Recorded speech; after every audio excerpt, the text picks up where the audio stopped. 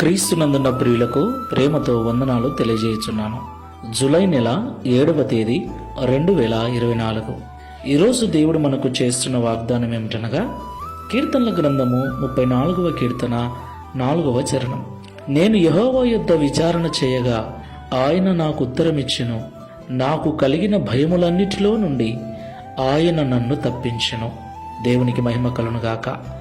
నా ప్రియమైన సహోదరి సహోదరులారా, ఈ లోకంలో జీవిస్తున్న మనమందరం కూడా ఆయా సమయములలో భయపడుతూ ఉంటాం.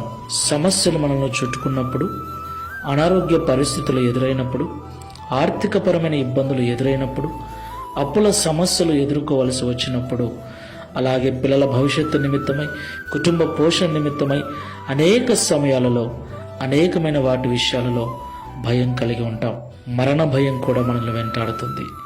ఆ ప్రియమైన సహోదరి సహోదరులారా, దేవుని యొద్ద మనము ప్రతి విషయమును చెప్పుకున్నప్పుడు, అనగా ప్రతి విషయమును ప్రార్థనా విజ్ఞాపనముల ద్వారా కృతజ్ఞతాస్తుతులు చెల్లిస్తూ దేవునికి మనము మనవి చేసుకున్నప్పుడు, ఆయన మనకు ఉత్తరమిచ్చి మన భయాలకు కారణమైన ప్రతి పరిస్థితిని చక్కబరుస్తాడు.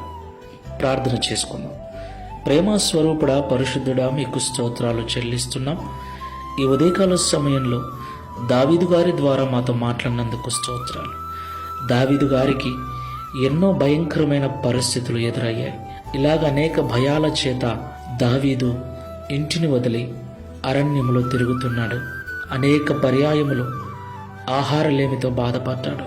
ఎన్నో రకాల భయాల చేత దావీదు ఉన్నప్పుడు, ప్రతి విషయాన్ని నీ సన్నిధిలో మొరపెట్టినప్పుడు, నీకు మనవి చేసినప్పుడు, దావీదు మనవి ఆలకించి దావీదుకు కలిగిన భయాలన్నిటి నుంచి విడిపించిన దేవుడవు, నెమ్మదినిచ్చిన దేవుడవు, నీకు స్తోత్రాలు.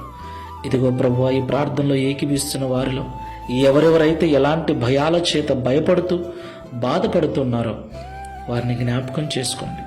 ప్రార్థనాపూర్వకంగా ప్రతి పరిస్థితిని నీకు చెప్పుకొనుచు నీ ద్వారా విడిపించబడి నెమ్మదిగా జీవించే కృపను అనుగ్రహించమని, తద్వారా దావీదు వలె మేమును అనేకులకు సాక్ష్యం ఇచ్చినట్లుగా సహాయము చేయమని యేసు నామములో ప్రార్థిస్తున్నాము తండ్రి.